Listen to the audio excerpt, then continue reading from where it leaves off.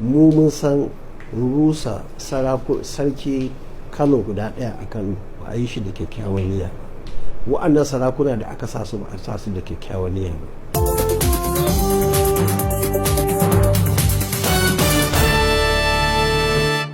Akwai jita-jita mai ƙarfi cewar gwamnatin tarayya tana ciki, kuma an ka duba bayan da za a ce sojan sama da sojan ƙasa da 'yan sanda da sss da sauran jami'an tsaro suna gadin mutum wanda a matsayin doka an ce da shi. Wannan abu ne wanda yake bai kamata shugabanni musamman a wannan matsayi na ƙasa su je su sa hannayensu a cikin wannan abin da yake a shafi. Wannan abin da zai faru nake ganin shine an bar wuta tana ci, waɗansu na cewa wannan za a ci 2027 da sarki, to duk biyar ɗin masu da tare haka aka yi zaɓe a yi bisa ce zaɓe ba.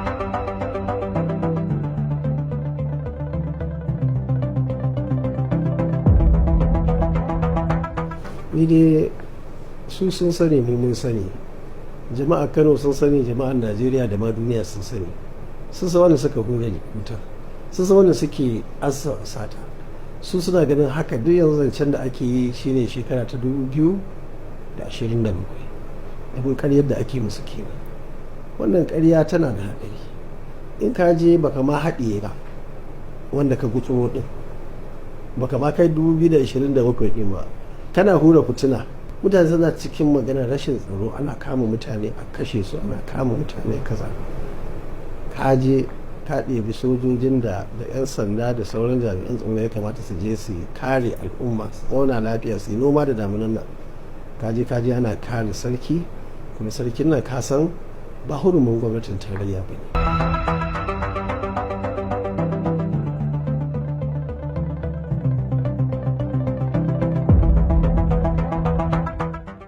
Kai shugabanni a iyayenmu ne,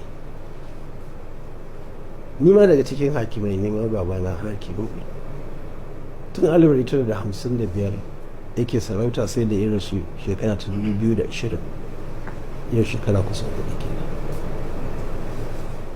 ƙarena shi ne hakimi, ƙarena shi ne sarkin kwankwaso, ai muna cikin su. Kawai dai mu tsari ne namu wanda muke da wannan aƙida, mu ba ma karɓar sarauta, ba wani title da zaka ba kwankwaso, malami ne karo da taɓa karɓar title.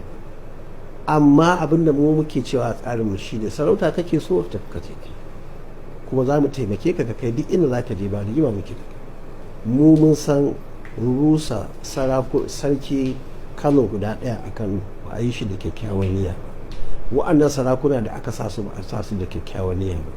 Kuma gwamnatin Kano ba cewa take yi wai za ta hana sarakuna a rano ko a ƙaraye ko a gaya ko a ina ba. A'a, abinda ake cewa shine muna son guda ɗaya wanda yake zai taimaka, zai zo haɗa kanmu gabaki ɗaya.